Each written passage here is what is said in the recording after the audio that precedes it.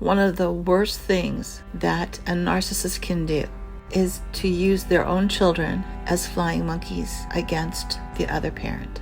So let me explain what flying monkeys are, because maybe you're not familiar with the term. It originally came from the movie The Wizard of Oz, when the witch would send out flying monkeys to do her bidding. That's sort of the same concept with the narcissist, that they're trying to enlist people and their army to destroy the victim. And in my case, my ex used my daughter as a flying monkey, along with many other people. And I'm going to share that story with you here in just a minute. But what I want to express right now is what it does to a child. Because in my case, and in many other cases, he used my daughter as a tool, as an object, to get to me. And with no concern about her well-being, all he cared about was that she served his purpose. And at that time, it was to break me. And actually, that's what broke me.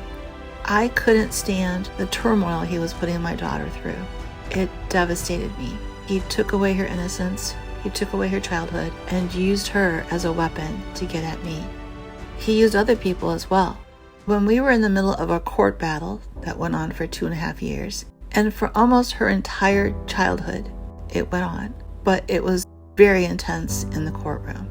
So he would ask her questions during his visits and use whatever information that he could get out of my daughter in the courtroom, but it was always mixed with lies. It was never the complete truth. One example is this. Back then, I rode a bus everywhere I went. I didn't have a lot of money, and I could ride the bus free to anywhere I needed to go in the town in which we lived in because I was a student. My daughter could ride the bus free because she was under 12. So we rode the bus everywhere.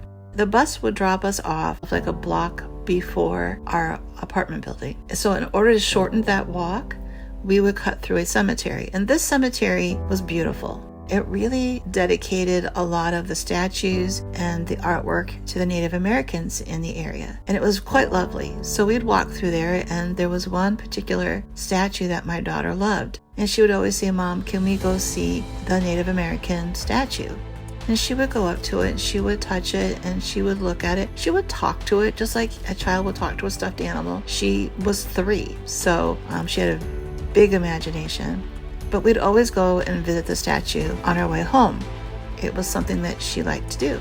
And then we'd go home and, finish her day. So she told her father about the Native American statue. He made her take him to the cemetery and show him the statue. And then the next time that we were in court, he told his lawyer and the judge that I was talking to dead Native Americans that were in that cemetery, and that I was trying to teach her how to do the same. And at that point, even my lawyer started to believe his lies. It's like, that's not what's happening. She's 3. She talks to her stuffed animals. She talks to her dolls. She talks to statues. She talks to the bugs. She talks to the birds. That's just her nature. That's her way of expressing herself. It has nothing to do with me. So he would use things like that. Any information he could get out of my daughter that he could twist somehow in the courtroom, he would.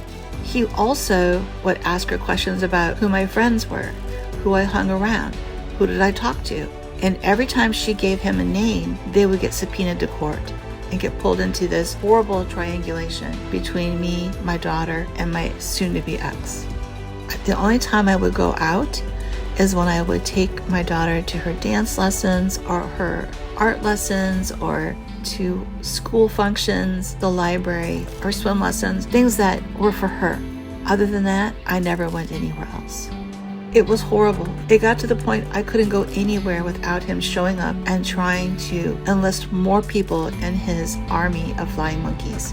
He'd come to church, and while we were at a prayer meeting, he was pointing at me, whispering in the pastor's ear, and I stopped going to church. I stopped talking to anyone that I knew that knew him personally. I cut myself off from everybody. I had 3 friends that would come and check on me, but because of having panic attacks and worried about what he was up to all the time, I rarely seen them. And sometimes when they knocked on the door, I wouldn't answer. No one was safe. He tried to subpoena my son, who at the time lived in a different state, We're not even quite sure why he tried to subpoena him, but the judge stopped him right there. But he'd fill the courtroom up with people that he was trying to get to say horrible things about me. And because I cut everyone off from my life, he started bringing in people I don't even know. He brought in a warlock, the one who tried to smother his wife with a pillow that I shared with you in another video. He brought him in. He brought in my daughter's art teacher, who I think was in love with him, and he had done many favors for her, and tried to get her to say bad things about me. But when she looked at me, she couldn't. She just hung her head. Anyone he could find that would play the game, he brought into the courtroom. I couldn't understand why the judge and the lawyers put up with this. How could they not see that he was making stuff up, that he was trying to enlist people into his army to destroy me? I couldn't understand why they didn't see what was happening. They didn't at first. This went on for a very long time. He had court-appointed therapists that we had to go see, and he would manipulate them as well. My daughter had a therapist that was starting to get some information from my daughter that showed that possibly there was something to what I was saying was true. She started getting my daughter to open up, and she did that through drawings. She would draw pictures of her dad, who had this big mouth that was always open, and she was always standing next to him crying. I was always standing there with a blank look on my face. The therapist was really trying to figure out what my daughter was trying to say through these drawings. Then she brought her father in, and my daughter closed up and refused to talk about anything ever again. Then my ex is saying that the reason why she stopped talking is because now she sees the truth. Her mother was getting her to believe lies about him.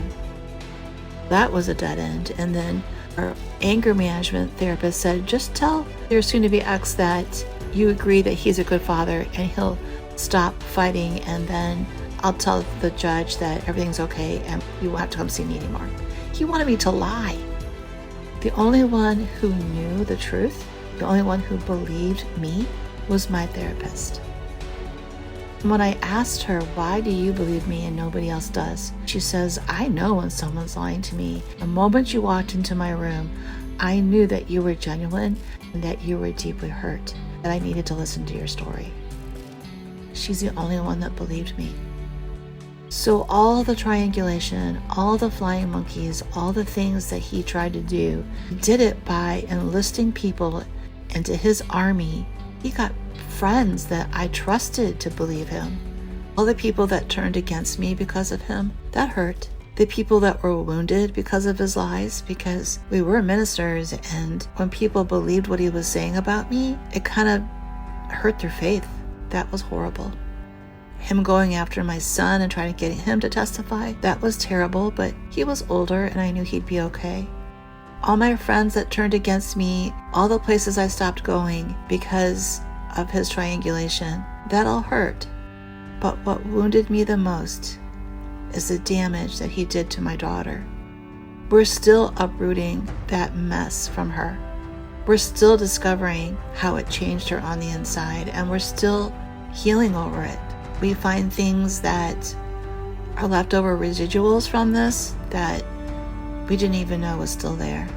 And when she stopped doing what he wanted and started standing up for herself later on in life, he turned on her too. He just disregarded her because she wasn't giving him what he wanted anymore. The damage that he did to my daughter's heart and soul is very deep. And that hurt me the most out of anything he's ever done, is how he hurt our daughter and how he could use her to try to hurt me, because I don't think that she's ever gotten over that guilt. I never blamed her. I told her that anything that happened was not her fault. But I do believe that in her heart, she's holding on to some of that. And some of it is buried so deep. Because she disassociated a lot when she was visiting him, she's buried a lot of it very, very deep in her heart. And it comes out in other ways now. But we've gotten through most of it, and we have a very good relationship at this point. But during that mess, during the court battles, during the time when she had to go visit him, he hurt her very deep. It's hard for me to put into words how horrible that made me feel. I can't describe the pain of knowing that he hurt my baby girl that bad.